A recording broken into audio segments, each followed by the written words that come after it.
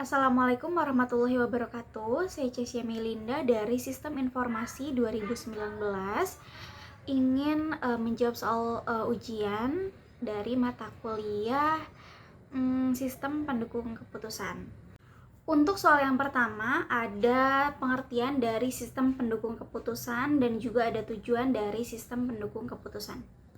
Untuk yang pertama yaitu pengertian dari sistem pendukung keputusan, yaitu sistem pendukung keputusan atau decision support system itu merupakan bagian dari sistem informasi berbasis komputer yang berguna untuk mengambil suatu keputusan dari perusahaan atau organisasi. Untuk tujuannya, yang pertama itu dapat membantu menyelesaikan masalah secara resmi atau struktural. Terus juga yang kedua ada membantu manajer atau seorang pimpinan dalam mengambil suatu keputusan di perusahaan. Terus yang ketiga ada membantu meningkatkan keefisienan atau keefektifan dalam pengambilan keputusan. Untuk soal yang kedua, ini ada komponen-komponen dalam sistem pendukung keputusan. Yang pertama ada database management atau manajemen database, yaitu merupakan subsistem dalam data yang terorganisir pada sebuah database. Nah, untuk SPK ini kita membutuhkan data yang relevan untuk menyelesaikan permasalahan melalui sebuah sistem yang tersimulasi. Yang kedua ada user interface. User interface ini adalah tampilan antarmuka atau penggabungan antara dua komponen, yaitu dari manajemen database dan dari model base yang nantinya ini akan tergabung dengan user interface. Nah, untuk user interface ini nantinya akan mengeluarkan output atau keluaran sistem bagi para pengguna perangkat lunak. Nah, untuk yang ketiga ini ada model base, yaitu komponen model yang mempresentasikan terkait permasalahan ke dalam data kuantitatif. Nah, ini biasanya terdiri dari permasalahan, batasan, dan hal terkait lainnya. Untuk nomor 3, ini ada tahapan sistem pendukung keputusan. Nah, untuk yang pertama ini ada tahapan yang bernama intelligent phase, yaitu merupakan tahapan proses penelusuran untuk memetakan problematika dan mengidentifikasi masalah yang terjadi. Nanti ketika kita sudah memperoleh data, kita langsung menginput datanya, terus datanya diproses, diuji cobakan untuk mendukung proses identifikasi masalah tersebut. Nah, untuk yang kedua yaitu tahapan design phase, yaitu tahapan perancangan dimulai dengan pengembangan pencarian solusi alternatif yang sangat mungkin untuk diambil. Namun, diperlukan proses verifikasi dan validasi agar dapat mengetahui keakuratan pada model yang akan diteliti.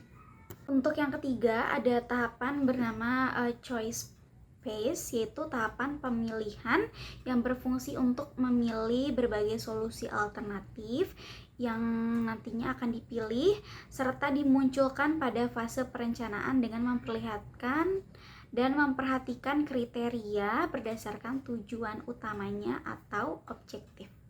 Yang keempat ada implementation phase, yaitu tahap penerapan. Kita sudah melalui tahap-tahap sebelumnya. Nah, di tahap ini kita sudah menerapkan fase-fase sebelumnya yang telah kita tentukan. Untuk soal yang keempat, ini Turban mengkategorikan model sistem pendukung keputusan menjadi 7 model dan jelaskan masing-masing model tersebut. Yang pertama ada model optimasi. Model optimasi itu untuk masalah-masalah dengan alternatif-alternatif dalam jumlah yang relatif kecil. Model ini melakukan pencarian terhadap solusi terbaik dari sejumlah alternatif. Nah, tekniknya ini dengan menggunakan tabel keputusan atau pohon keputusan. Yang kedua ada model simulasi. Model ini melakukan pencarian terhadap solusi cukup baik atau solusi terbaik pada beberapa alternatif yang akan diuji dalam penelitian.